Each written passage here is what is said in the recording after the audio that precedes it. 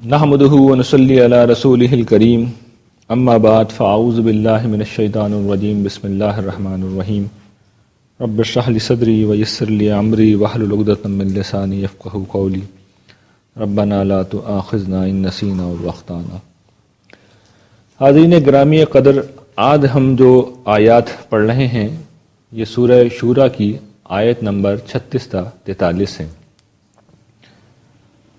یہ وہ صورت ہے جو رسول اللہ صلی اللہ علیہ وسلم کے مدینہ ہجرت کرنے سے کچھ قبل نازل ہوئی، اور اس میں اس چیز کا بیان کیا گیا ہے کہ جو ظلم و ستم مسلمانوں پر ہو رہا تھا وہ ایک حد پہ پہنچ گیا تھا، اور اس کے بعد اب ہجرت کا اذن ملنے والا تھا تو مسلمانوں کا ایک نظم اجتماعی یعنی ایک ریاست بھی قائم ہونے جا رہی تھی، جنگ اور جہاد کا سلسلہ بھی شروع ہونے جا رہا تھا، تو جو ظلم و ستم مسلمانوں پہ ہوا تھا اس کا جواب دینے کا وقت آ رہا تھا۔ تو اس پس منظر میں یہ کچھ آیات ہیں، اور ان میں وہی خصوصیات بیان کی گئی ہیں جو کہ اللہ تعالیٰ کی مطلوب خصوصیات، مطلوب صفات ہیں۔ سر عنوان جو میں نے مقرر کیا ہے وہ ان آیات کے آغاز سے ہی لیا گیا ہے کہ ابدی نعمتیں کن لوگوں کے لیے ہیں، اور اس صورت کے جو آیات ہیں وہ میں آپ کے سامنے تلاوت کر رہا ہوں، پھر اسی کے ساتھ میں بیان کرتا جاؤں گا کہ کیا میسج ہے جو ہمیں ان سے مل رہا ہے۔ ارشاد باری تعالیٰ ہے فما اوتیتم من شیء فما اوتیتم من شیء فمتاع الحیات الدنیا وما عند اللہ خیر وابقی للذین آمنوا وعلی ربہم یتوکلون۔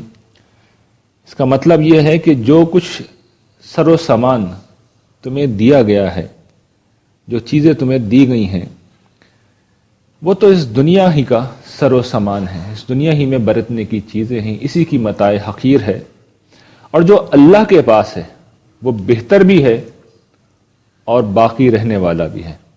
لیکن وہ ہے کن لوگوں کے لیے؟ وہ ایمان لانے والوں کے لیے ہے اور اپنے رب پر توکل کرنے والوں کے لیے ہے۔ پہلی بات جسے میں نے سر عنوان بھی بنایا ہے وہ آخرت کی وہ نعمتیں ہیں، اور دنیا اور آخرت کا تقابل ہے جو یہاں پر اللہ تعالیٰ نے کیا ہے۔ دیکھیے، اس دنیا میں ہوتا یہ ہے کہ انسان تو محسوسات میں جینے والی ہستی ہے نا، انسان ایک مادی وجود رکھتا ہے۔ یہ مادی وجود انسان کی ساری توجہ اور سارے فوکس کا جو مرکز بنا دیتا ہے وہ دنیا کی محسوس ہونے والی، نظر آنے والی نعمتوں کو بنا دیتا ہے۔ اچھا، انسان سب ایسے ہی ہوتے ہیں؟ کون نہیں چاہتا کہ اس کا گھر اچھا ہو؟ کون نہیں چاہتا کہ اس کی گاڑی اچھی ہو؟ کون نہیں چاہتا کہ اس کا لباس اچھا ہو؟ انسان فطری طور پر ایسے ہی ہوتے ہیں اور ہمیشہ ایسے ہی رہے۔ لیکن اب اللہ تعالیٰ توجہ دلاتے ہیں انسانوں کو کہ دیکھو یہ چیزیں جو تمہیں بتانے، اور قرآن میں نقل ہوئے ہیں، بکثرت چیزیں نقل ہوئی ہیں، ان کی ساری بےہودگی ہیں، ساری تو نہیں، جو بیان کی جا سکتی تھی وہ نقل ہوئی ہیں، اور اس کے بعد پھر اللہ تعالیٰ نے حضور کی طرف سے جواب دیا۔ تو اب آپ وہ جواب سنیے، اور اس میں پھر وہ سیرت و کردار بیان ہو جائے گا۔ بات یہاں سے شروع ہو رہی ہے، یعنی جہاں سے ہم نے لی ہے، گفتگو تو خیر چلی آ رہی ہے۔ اللہ تعالیٰ یہ کہتے ہیں وَلَا تُطِعْ كُلَّ حَلَّافٍ مَّهِينٍ، اے نبی آپ جو ہے ان کا اثر قبول نہ کیجیے۔ یہ جو اطاعت کا لفظ ہے عربی زبان میں ایک تو اس معنوں میں استعمال ہوتا ہے جس میں ہم اردو میں اطاعت بولتے ہیں، فرما برداری کے معنوں میں، اور ایک دوسرا مفہوم جو اس طرح کے مقامات پر جس مفہوم میں استعمال ہوتا ہے وہاں اس کا مطلب ہوتا ہے اثر قبول نہ کرے۔ وَلَا تُطِعِ الْكَافِرِينَ وَالْمُنَافِقِينَ وَدَعَ أَذَاهُمْ وَتَوَكَّلْ عَلَى اللَّهِ وَكَفَى بِاللَّهِ وَكِيلًا۔ یہ سورہ احزاب میں اللہ تعالیٰ مثال کے طور پہ کہتے ہیں کہ ان کفار اور منافقین کا کوئی اثر قبول نہ کیجیے، ان کی ایذا رسانی کو آپ چھوڑ دیجیے ہمارے اوپر، اللہ جو ہے آپ کے نگران ہونے کے لیے، آپ کا طرف سے جنگ لڑنے کے لیے کافی ہے۔ تو یہاں اس طرح کے مواقع میں اس کا مطلب ہوتا ہے کوئی اثر قبول نہ کریں۔ کن لوگوں کا اثر نہ قبول کریں؟ اب دیکھیے قرآن مجید اب کمنٹ شروع کر رہا ہے، اور اللہ تعالیٰ نے بالکل کھول کے رکھ دیا انہوں نے مشرکین مکہ کے، ان کی لیڈرشپ کے کردار کو۔ کہتے ہیں کیا ہیں یہ لوگ؟ کل حلاف مہین، پہلی صفت بیان ہوئی ہے، حلاف کہتے ہیں بہت قسمیں کھانے والا، بہت قسمیں کھانے والا. تو یہ کیا چیز ہوتی ہے؟ یعنی قسم ہے کیا؟ بہت قسم کھانے والا. اچھا، یہ قرآن مجید کا کمال ہے. یعنی وہ صفت بیان کر رہا ہے اور وہ گویا کہ ایک شخصیت ہے. آپ میں سے بہت سے لوگ جو میرے پرانے رفقہ ہیں وہ جانتے ہیں، میرا ایک پورا تھیسس ہے کہ اصل میں بد اخلاقی کے پیچھے ایک بری شخصیت ہوتی ہے. تو قرآن مجید یہاں پر اخلاق سے زیادہ، یہ اخلاق کے ساتھ ساتھ شخصیت بھی زیر بحث لا رہا ہے. تو شخصیت سے پھر کیا نتائج پھوٹتے ہیں وہ میں یہاں پر بیان کرتا چلا جا رہا ہوں. اصل میں یہ تو شخصیت ہے نا، بہت قسمیں کھانا. اب اس میں کوئی ایسی بات تو نہیں، لیکن دیکھیں ہوتا کیا. بہت قسمیں کھانے کا مطلب یہ ہے کہ آدمی کریکٹر لیس ہے. یعنی اس کے دو ہی مطلب ہو سکتے ہیں، یا تو آدمی کریکٹر لیس ہے یا اس کی بات بالکل نامعقول ہے. یعنی وہ کسی پہلو سے اپنی بات نہیں منوا سکتا. ہم اپنی بات میں وزن کب پیدا کرتے ہیں؟ یا تو دلیل کا وزن ڈالتے ہیں یا کردار کا وزن ڈالتے ہیں. ٹھیک ہے نا؟ یا تو کہنے والا کوئی بہت صاحب کردار شخص ہوتا ہے، بات چلیے اجنبی ہے، نہیں ہے. جیسے کہ حضور کی شخصیت تھی، پوری زندگی تھی 40 سال کا، بے مثل کردار تھا. حضور نے گواہی لی تھی کہ جو شخص انسانوں کے اوپر جھوٹ نہیں بول سکتا وہ پروردگار کے متعلق کیسے جھوٹ بول سکتا ہے. تو حضور تو خود سیرت تھی، کردار تھا جو آپ کے دعوے کے پیچھے موجود تھا. تو یا تو کردار ہوتا ہے یا پھر بات میں بڑے دم ہوتا ہے، بات بڑی وزنی ہوتی ہے، بڑی معقول بات ہوتی ہے. تو جب یہ دونوں چیزیں نہ ہوں تو پھر ایک پست اخلاق کا انسان، غیر معقول آدمی قسمیں کھا کھا کر اپنی بات کو موقت کرتا ہے. وہ اللہ کو بیچ میں لاتا ہے، ہر بات کے اوپر قسم کھا کر سننے والوں کو یقین دلاتا ہے کہ جو میں کہہ رہا ہوں بالکل ٹھیک کہہ رہا ہوں. تو اصل میں یہ کس چیز کا عکاس ہے کہ آدمی بے کردار بھی ہے اور نامعقول بھی ہے. تو یہ اللہ تعالیٰ نے پہلا تبصرہ کیا ہے. اور یہ ہوتا ہے، آپ ارد گرد لوگوں پر نظر ڈال کے دیکھیے، منافقین بھی کرتے تھے حضور کے زمانے میں، ہمارے ہاں بھی آپ دیکھیں گے کہ جس آدمی کی بات میں وزن ہوتا ہے اس کی کبھی آواز بلند نہیں ہوتی. یعنی ایک تو قسمیں کھانا ہوتا ہے نا، ہماری اور بھی رویہ ہے اس کے ساتھ کہ آواز بہت بلند کر لیتے ہیں. تو آواز بلند کرنے سے گویا کہ ہم سمجھتے ہیں کہ ہماری بات درست مان لی جائے گی. ہم ایک کے بجائے 10 لوگ مل کے وہی بات کرنا شروع کر دیتے ہیں. ہم اپنے یقین کا اظہار شروع کر دیتے ہیں. ان چیزوں سے کوئی فرق نہیں پڑتا. یا تو بات کو معقول ہونا چاہیے یا کہنے والا اتنا صاحب کردار ہو کہ لوگ یہ کہیں کہ یہ کوئی غلط بات تو کر نہیں سکتا. تو جب یہ دونوں چیزیں نہیں ہیں تو پھر قرآن توجہ دلا رہا ہے کہ بے کردار لوگ ہیں اور بالکل نامعقول لوگ ہیں. دوسری بات یہ کہی گئی ہے حلاف مہین. مہین کا ویسے لفظی مطلب ہوتا ہے حقیر، ذلیل، لیکن یہ اصل میں ایک ایسا کردار ہے جو اپنی گھٹیا حرکتوں کی بنا پر عزت نفس گنوا بیٹھتا ہے. اصل میں گھٹیا کردار کیا ہوتا ہے؟ گھٹیا انسان کیا ہوتا ہے؟ جو اپنی خواہشات اور اپنی مفادات کے پیچھے اعلیٰ اخلاقی کردار کو، اعلیٰ اخلاقی رویے کو چھوڑ دے. یعنی ہماری یہاں وہ ایک بات کہی جاتی ہے نا کہ بات یہ ہے کہ آدمی کو اپنی مفاد کو دیکھنا چاہیے، عزت کا کیا ہے، وہ تو آنی جانی چیز ہے. تو ان لوگوں کے نزدیک عزت جو ہوتی ہے وہ آنی جانی چیز ہوتی ہے. جو صاحب کردار لوگ ہوتے ہیں ان کے نزدیک عزت بہت بڑی چیز ہوتی ہے، عزت نفس بہت بڑی چیز ہوتی ہے. وہ یہ سوچتے ہیں لوگ کیا کہیں گے. لوگ ہم سے توقع نہیں کرتے کہ ہم اس جگہ پہ کھڑے ہو کے معاملہ کریں گے. تو پھر اپنی عزت کے خاطر، اور ظاہر بات ہے اس میں پھر خاندانی شرافت ہوتی ہے، لوگ خاندانی شرافت کی وجہ سے بہت کچھ کر رہے ہوتے ہیں. یعنی ایک ہوتا ہے کہ انسان کے اندر ذاتی طور پر عزت نفس، اور ساتھ میں ایڈیشنل اضافی طور پہ خاندانی شرافت بھی ہوتی ہے. میرا خاص خاندان سے تعلق ہے، میرا خاص پس منظر ہے، میں اس گھٹیا پن کا مظاہرہ نہیں کر سکتا. اور گھٹیا پن کیا ہوتا ہے؟ کہ خواہشات کے پیچھے، مفادات کے پیچھے جو اعلیٰ اخلاقی رویہ ہے اس کو انسان چھوڑ دے. تو قرآن یہاں پہ توجہ دلا رہا ہے. ایک طرف تو یہ قسمیں کھاتے ہیں، بہت قسمیں کھاتے ہیں، اور جب بہت قسمیں کھاتے ہیں تو پھر ذہن میں رکھیے گا کہ یہاں پہ جھوٹی قسمیں مراد ہیں. جیسے کہا گیا تھا نا اجتنبوا کثیرا من الظن، بہت زیادہ گمان کرنے سے پرہیز کرو. تو اصل میں وہاں روکنا کس سے مقصود تھا؟ بدگمانی سے. تو یہاں پر جھوٹی قسمیں بھی ساتھ میں شامل تھیں. تو یہ کس طرح کا کردار ہے؟ جھوٹی قسمیں کھاتا ہے، بے کردار شخص ہے، نامعقول گفتگو کر رہا ہے، اور ساتھ میں بہت ہی گھٹیا ہے. اسے اپنی عزت کا لحاظ ہے نہ اپنے خاندان کی کوئی شرافت کا لحاظ ہے، اور ہے بھی نہیں، دونوں چیز ہیں ہی نہیں. اس وجہ سے آپ کسی کریکٹر کی اس سے توقع نہیں کر سکتے. تو حضور سے اللہ تعالیٰ کہہ رہے ہیں کہ ان لوگوں کی پرواہ مت کیجیے، یہ ان کا کردار ہے. انسان ہے نا، بات سنے گا تو اثر تو ہوگا. یعنی یہ تو نہیں ممکن ہے کہ اس کی دن رات مخالفت ہو رہی ہو، گالیاں بکی جا رہی ہوں، برا بھلا کہا جا رہا ہو، اور آدمی بولے پروردگار میں نے کون سی غلط بات کہہ دی. اور سب لٹلے کے پیچھے پڑ جائیں، تو پھر قرآن مجید حوصلہ دلاتا ہے نہیں، معاملہ یہاں خراب نہیں ہے، ان لوگوں کے اندر خرابی ہے۔ پھر اگلے اوصاف کیا بیان ہوئے اگلی آیت میں؟ فرماتے ہیں اللہ تعالیٰ، اور یہ بڑی خوبصورت یعنی کمال کی آیات ہیں ساری، یعنی اس میں اللہ تعالیٰ نے لگتا ہے بہت شدید غصے میں اب یہ گفتگو کی ہے۔ حماز مشاء بنمیم، حماز کسے کہتے ہیں؟ اس کا لفظی مطلب ہوتا ہے اشارہ باز، اشارے کرنا۔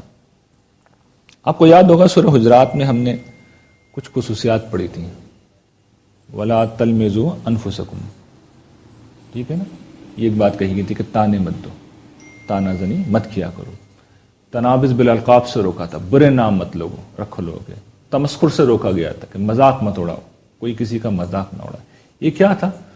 دوسروں کو رسوا کرنے، انہیں شرمندہ کرنے، ان کا مذاق اڑانے کے مختلف طریقے تھے۔ تو اب اسی کیٹیگری کی ایک چیز یہ ہے کہ آدمی اپنے فیشل ایکسپریشن سے، اشارے کنائے سے یا نقل اتار کر کسی بھی پہلو سے کسی شخص کی، کسی دوسرے کی کمزوری کو نمایاں کرتا ہے، اس کو لوگوں کی نگاہوں میں گرانے کی کوشش کرتا ہے، اس کا مذاق اڑانے کی کوشش کرتا ہے، اس کو ذلیل و بے وقت کرنے کی کوشش کرتا ہے۔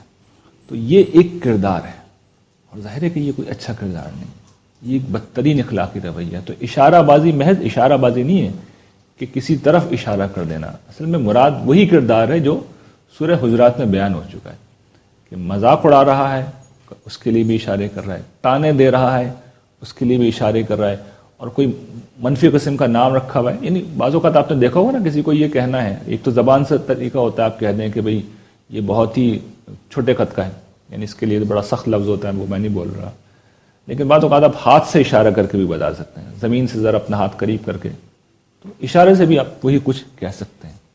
تو یہ جیسچر سے، فیشل ایکسپریشن سے، مختلف طریقوں سے آپ یہ سب کچھ کر سکتے ہیں۔ تو یہ وہی سورہ حجرات والا کردار ہے کہ انسان بالکل پست سطح کے اوپر کھڑا ہوا ہے، کوئی اس کے اندر اقدار نہیں ہے، کوئی حیا نہیں ہے، کوئی خیال نہیں ہے۔ پھر اگلا وصف کیا ہے اس کردار کا؟ مشاء بنمیم، چغلیاں لگاتا پھرتا ہے، چغل خوری کرتا ہے۔ چغل خوری کیا ہوتا ہے؟ کہ انسانوں میں پھوٹ ڈلوانے کے لیے لگائی بجائی کرنا، اس کی بات اس سے اور اس کی بات اس سے۔ یہ لوگ کیوں کرتے ہیں؟ عادتاً کرتے ہیں۔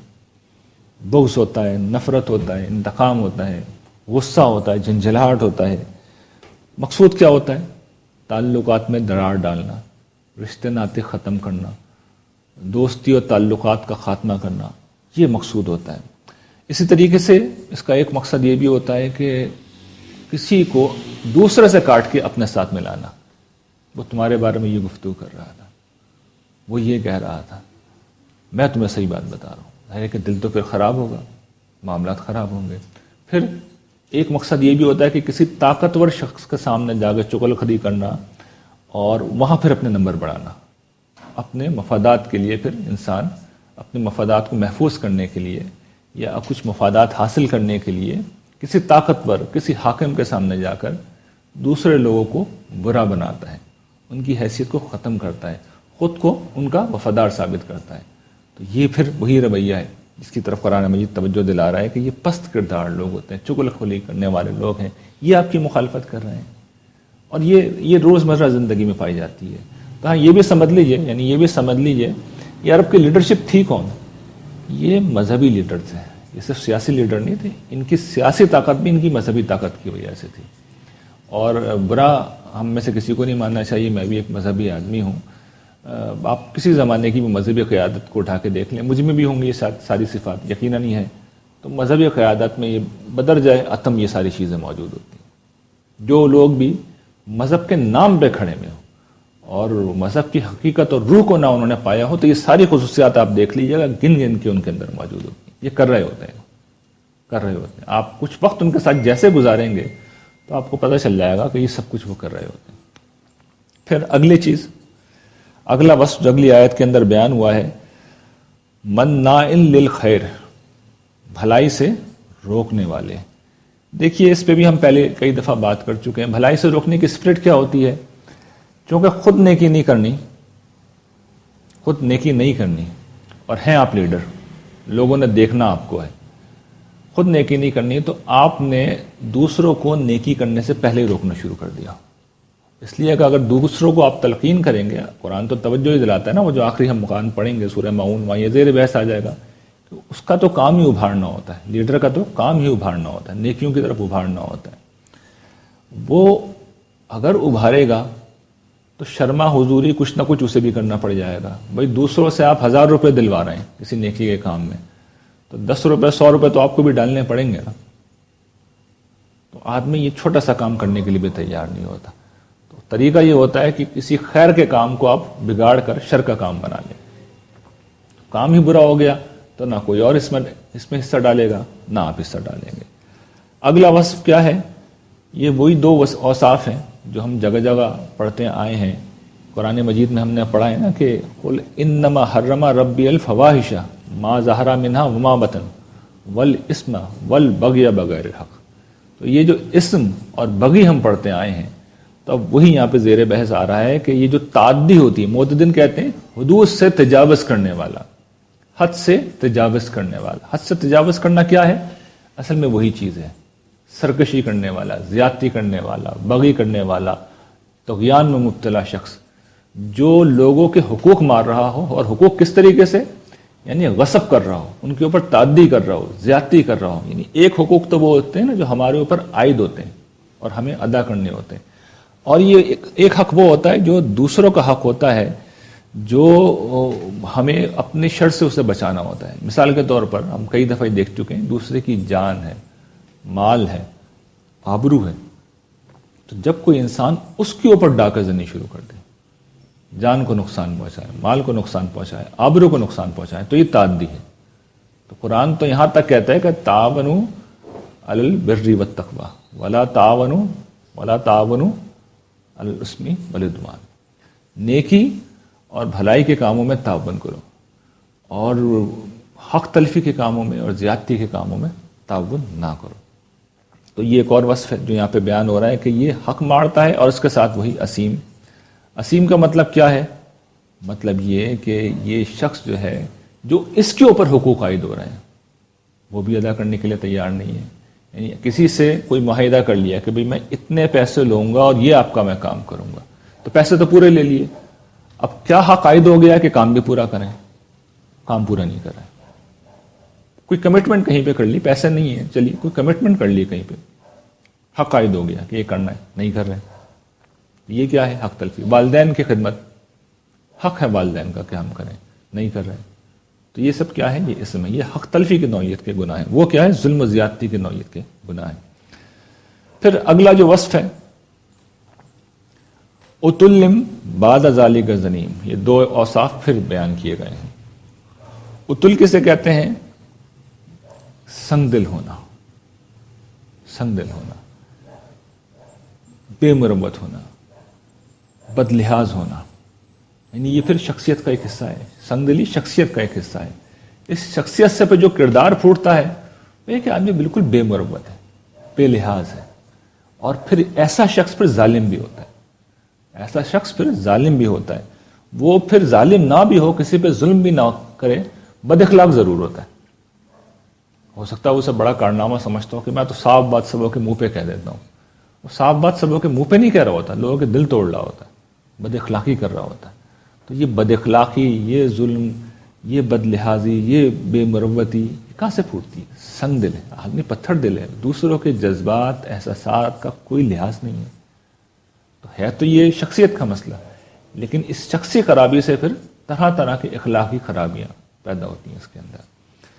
اور پھر بعد ذالک زنیم، اس کے ساتھ وہ کیا کام ہے؟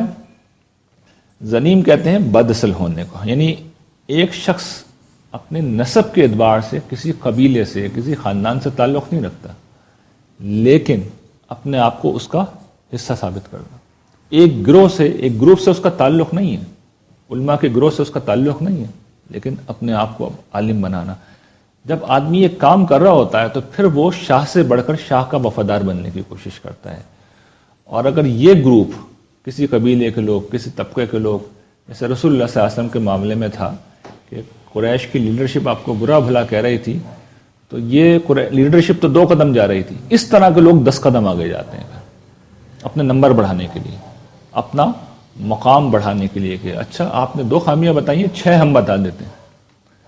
تو قرآن مجید بتا رہے ہیں کہ یہ ایک دفعہ پھر یہ کیا ہے، احساس کمتری کے مارے ہوئے لوگ ہیں، انہیں امپورٹنس حاصل کرنی ہے، توجہ حاصل کرنی ہے۔ اب اس قبیلے کے لوگ تو ان سے کو نہ قبول کرنے کے لیے تیار ہیں، نہ ان کو اپنا حصہ سمجھتے ہیں، نہ اپنی مجلسوں میں بٹھاتے ہیں۔ تو یہی عزت حاصل کرنے کا ایک طریقہ ہے کہ جس کے خلاف یہ لوگ کھڑے ہوئے ہیں میں بھی ادھر جا کے کھڑا ہو جاتا ہوں، اور وہ اگر 2 گالیاں دے رہے ہیں تو میں 6 دے دیتا ہوں، 10 دے دیتا ہوں۔ تو یہ اصل میں یہ کردار ہے، یہ کردار ہے جو قرآن مجید یہاں پر بیان کر رہا ہے۔ اگلا وصف کیا ہے، اور یہ بڑی کمال کی بات قرآن مجید نے کہی ہے کہ یہ سارے جو یہ لوگ معاملات کر رہے ہیں، یہ غریب لوگ تھے، بے آسرا بے سہارا تھے، ضعیف تھے؟ نہیں، اللہ نے ان پہ بڑے احسان کیے تھے۔ ان کانا ذا مالی و بنین، اس وجہ سے کر رہے ہیں یہ سب کہ ہم نے ان کو مال بھی دیا ہے اور اولاد بھی دی ہے۔ مال کیا ہے؟ فیسیلیٹیشن، دنیا کی جو سہولت چاہیں آپ خرید سکتے ہیں، اور اولاد اس دور میں اصل میں پروٹیکشن، طاقت کی علامت تھی۔ اس مال کا، اس عزت کا آپ تحفظ کر سکتے ہیں اولاد کی وجہ سے۔ کسی کے 8 10 11 بیٹے ہوں زمانہ قدیم میں، اور وہ تلواریں لگا کر، نیزے ہاتھ میں تھام کر اس کے ساتھ اگر گھر سے نکلیں تو کیا اس کی عزت، کیا مقام، کیا مرتبہ، جس نشست میں وہ جائے گا، جس محفل میں وہ جائے گا، لوگ پلٹ کے دیکھیں گے بھی 12 بیٹے ہیں اس کے۔ اس لیے عرب کے اندر بہت شادیاں بھی کی جاتی تھیں، اس لیے بیٹوں کی عزت بھی تھی، اور اسی لیے بیٹیاں بے وقت بھی سمجھی جاتی تھیں۔ اس پہ ہم پہلے بھی بات کر چکے ہیں۔ تو قرآن مجید یہ توجہ دلا رہا ہے کہ ہونا تو یہ چاہیے تھا کہ میں جن کو نعمتیں دوں، جن پہ احسان کروں، جن کے ساتھ میں بھلائی کروں، وہ شکر گزاری کریں۔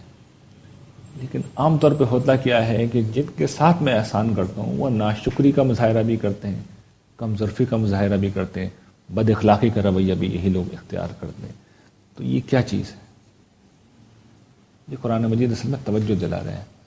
ان کانا ذا مالی و بنین، اس وجہ سے تمہارا یہ کردار ہے کہ تمہیں مال بھی دیا اور اولاد بھی دی۔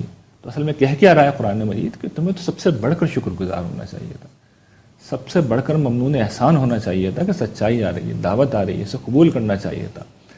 تمہیں تو اعلیٰ اخلاق کا ہونا چاہیے تھا، اعلیٰ کردار کا ہونا چاہیے تھا، اعلیٰ سیرت کا ہونا چاہیے تھا۔ تم پہ میں نے انعام کیا، اس کا نتیجہ یہ نکل رہا ہے۔ تو ہمیں اپنے آپ کو دیکھنا چاہیے کہ جتنی نعمتیں اللہ تعالیٰ ہمیں دیتے ہیں، تو گویا کہ وہ اللہ تعالیٰ کی طرف سے میسج ہوتا ہے کہ نعمتیں زیادہ دی ہیں تو میں یہ توقع کرتا ہوں کہ تم شکر گزار بھی زیادہ ہوگے، تمہارے اندر ظرف بھی زیادہ ہوگا، اور یہ ہمیں ہمیشہ اس کا خیال رکھنا چاہیے۔ پھر اگلا وصف، اذا تتلی علیہ آیاتنا قال اساطیر الاولین۔ اگلا کیا وصف ہے کہ اللہ تعالیٰ کی آیات کا مذاق بھی اڑا رہا ہے، ان کی تکذیب بھی کر رہا ہے۔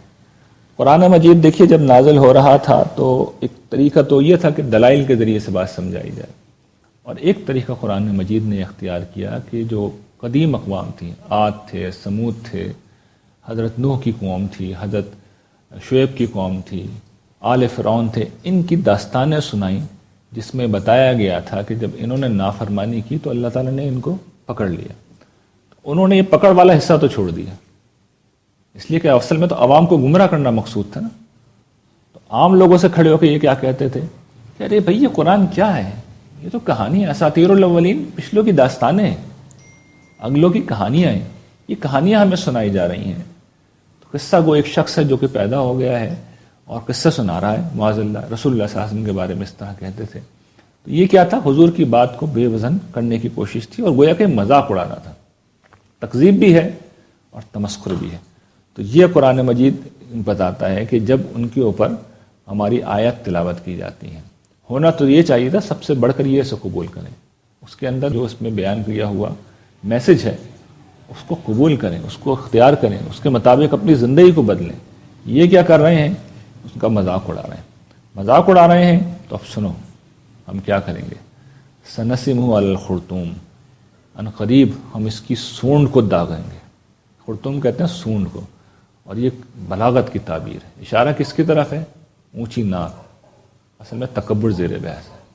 بہت بڑی چیز سمجھ رہے ہو تم اپنے آپ کو، بہت بڑے لوگ ہو، تمہیں مال اور اولاد ہم نے دیے، تو تو تم اپنے آپ کو بہت بڑے لوگ سمجھنے لگے ہو، اپنے آپ کو اعلیٰ انسان سمجھنے لگے ہو، اپنے آپ کو خدا سمجھنے لگے ہو، تمہاری طبیعت ہم ٹھیک کریں گے۔ اور یہ پیشگوئی کی ہے قرآن مجید نے۔ یہ صورت اس وقت میں نہیں پڑھا رہا، ورنہ آگے چل کے قرآن نے بالکل نقشہ کھینچ دیا کہ آخرت کے عذاب سے پہلے دنیا میں ان لوگوں کو ذلیل کریں گے اللہ تعالیٰ، دنیا میں ان لوگوں کو سزا دیں گے۔ تو وہ یہاں سے شروع ہو رہا ہے، سنسمہ علی الخرطوم، ان کی سونڈ ہم داغیں گے۔ جو بلاغت ہے، کمال درجے کی بلاغت ہے کہ جس ناک کو بچانے کی خاطر یہ سب کچھ کر رہے ہیں۔ انانیت ہے نا، سردار ہیں، بڑے لوگ ہیں، 40 سال کا ایک نوجوان ہے، یہ رسول اللہ صلی اللہ علیہ وسلم کی عمر تھی، 40-50 کے بیچ میں آپ مکہ میں رہے، تو سرداروں کے مقابلے میں تو یہ کم عمر ہوتی ہے۔ حضور ینگ بالکل اس زمانے میں آپ کہہ سکتے ہیں، یعنی وہ میچورٹی بھی ہوتی ہے لیکن بہرحال ینگ انسان ہو کے سمجھا جاتا ہے۔ معاشرے میں جو ارباب حل و عقد ہوتے ہیں، جو لیڈرشپ ہوتی ہے، وہ 40-50 سال کی نہیں ہوتی، وہ 60 سال اور اس سے اوپر کی ہوتی ہے عام طور پہ۔ تو حضور تو ایک گویا کہ نوجوان تھے، تو اس کی دعوت پہ ہم لبیک ہیں، اس کی بات کو مانیں، بڑا سمجھا اپنے آپ کو۔ تو اللہ تعالیٰ کہہ رہے ہیں تم بڑے ہو، تمہاری سونڈ کو میں داغوں گا، مطلب کیا؟ تمہیں عذاب دوں۔ اور یہ عذاب پھر ہم جانتے ہیں کہ تاریخ میں آیا، اور جب آیا تو لوگوں نے دیکھ لیا کہ ابو جہل کے ساتھ کیا ہوا، ابو لہب کے ساتھ میجورٹی کے اوپر۔ دیکھیے اگر 10 لوگ ہیں اور 10 کے حقوق یکساں ہیں اور وہ کوئی کام مشورے سے کر رہے ہیں، تو اس کا مطلب کیا ہے کہ 6 کا مشورہ 1 ہے اور 4 کا 1 ہے، تو عمل کس پہ ہونا چاہیے؟ جہاں پہ میجورٹی ہے، جہاں پہ 6 لوگ اکٹھے ہیں، جہاں پہ 8 لوگ اکٹھے ہیں، جہاں پہ 9 لوگ اکٹھے ہیں۔ اصول یہی ہے، سادہ ترین آیت کا مطلب یہ ہے، بالکل صاف مطلب یہ ہے۔ تو یہی اس کا مطلب ہے کہ مسلمانوں کا نظم اجتماعی ان کی باہمی مشاورت سے چلے گا۔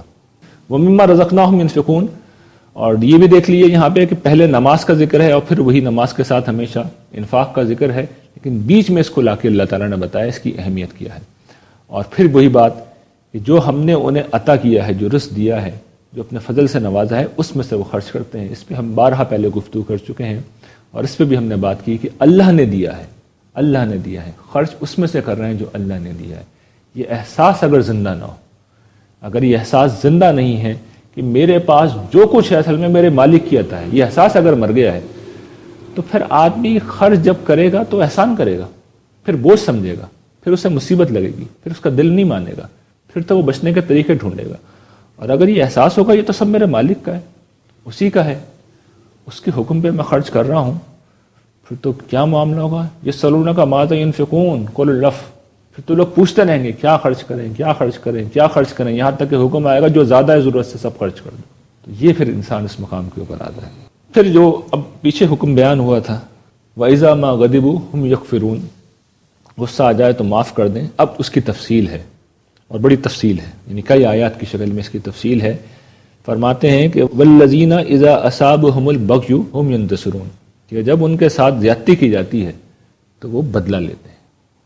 یعنی یہ کیا ہے؟ اجازت دی جا رہی ہے۔ میں ترجمہ کر دیتا ہوں، پھر جو نکات ہیں اس کو بیان کروں گا۔ وَجَزَاءُ سَيِّئَةٍ سَيِّئَةٌ مِثْلُهَا، برائی کا بدلہ تو ویسی ہی چیز ہے، جیسی برائی ہے ویسا ہی عمل اس کا بدلہ ہے، یہ ضابطہ ہے، یہ عدل کا قاعدہ ہے۔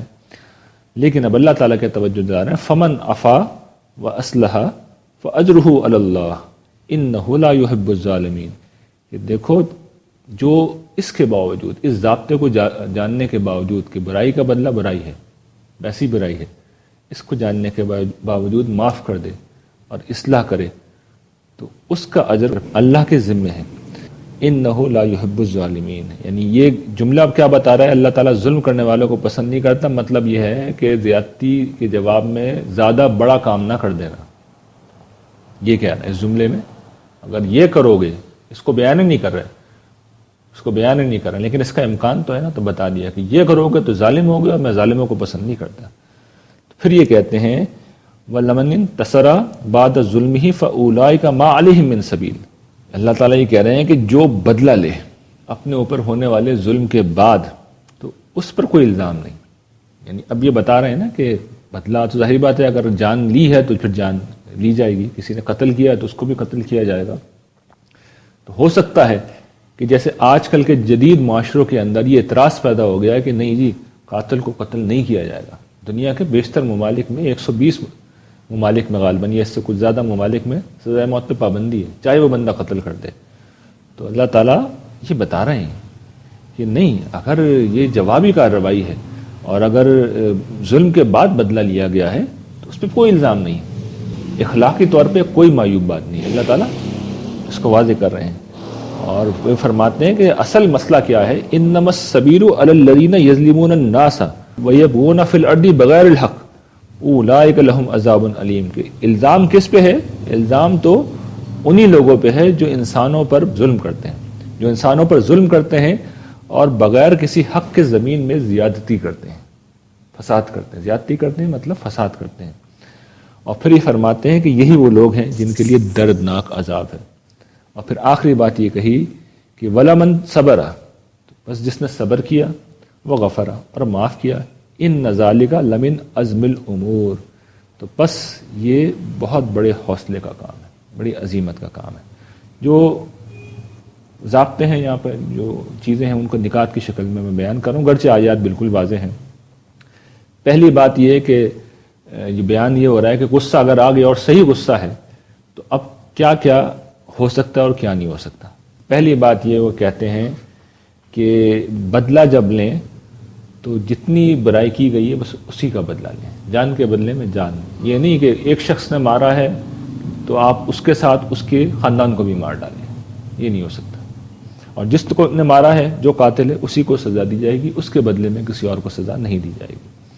دوسری بات یہ کہ یہ کوئی اخلاقی طور پر غلط کام نہیں ہے، اخلاقی طور پر بالکل ٹھیک ہے، بدلہ لینا بالکل ٹھیک ہے. یہ جو موجودہ دور میں خاص طور پر مسئلہ پیدا ہوا ہے، پہلے بھی ہوگا اس طرح کے لوگوں کے ذہن میں خیال ہوتا ہوگا کہ جو کہتے ہیں دنیا میں امن ہونا چاہیے، امن کا طریقہ قرآن کہتا ہے یہ نہیں ہے. طریقہ یہ ہے کہ عظیمت کے مقام پہ لوگوں کو کھڑا کیا جائے، لوگ اپنی خوشی سے معاف کر دیں، لوگ اپنی مرضی سے معاف کر دیں. قرآن نے دیکھیں وہ اہتمام بھی کیا جس کو آج مغربی تہذیب نمایاں کرتی ہے، یا اس طرح کے لوگ نمایاں کرتے ہیں کہ بھئی اس طرح تو زمین میں فساد ہو جائے گا. تو قرآن یہ کہتا ہے کہ یہ کرنا ہے تو تم اپنی مرضی سے کرو، خوشی سے کرو، اللہ سے اجر پانے کی امید میں کرو.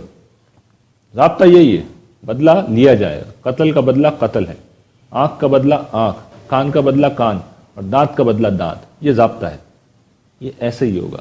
لیکن تم اپنی مرضی سے کرو، خوشی سے کرو، تو پھر یہ بہت بڑی بات، بہت بڑی بات ہے. قرآن نے دیکھیے بار بار اس کو اپریشیٹ کیا.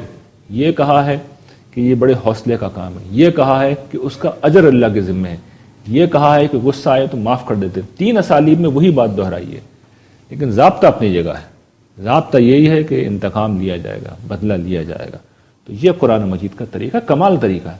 اس میں ہر چیز اپنی جگہ خوبصورتی کے ساتھ آ کے فٹ ہو جاتی ہے. اور یقین جانیے یہی قرآن مجید کا کمال ہے کہ افراط و تفریط سے پاک ہوتی ہے اس کی ہر بات. یعنی ہم سب جانتے ہیں، ابھی لمم میں ہم نے مثال دیکھی، کبائر الاسم والفواحش میں ہم نے مثال دیکھی، ہم سب جانتے ہیں کہ چھوٹی چھوٹی چیزوں میں انسان انوالو ہو جاتا ہے. تو اللہ تعالیٰ نے جو نیچرل تھا اس کو چھوڑا ہے، اور جو چیز فساد پیدا کرتی ہے، زمین میں برائی پھیلاتی ہے، اس پہ روکا ہے. تو وہ بھی ایک مثال ہے اور یہ بھی ایک مثال ہے. اور اس چیز کی مثال ہے کہ قرآن مجید کی تعلیمات کتنے کمال کی چیز ہیں کہ جب ان پہ عمل کیا جائے گا تو پھر معاشرے میں ہر جگہ انفرادی طور پر بھی اور اجتماعی طور پر بھی خیر و فلاحی پیدا ہوگا. وآخر دعوانا ان الحمد للہ رب العالمین.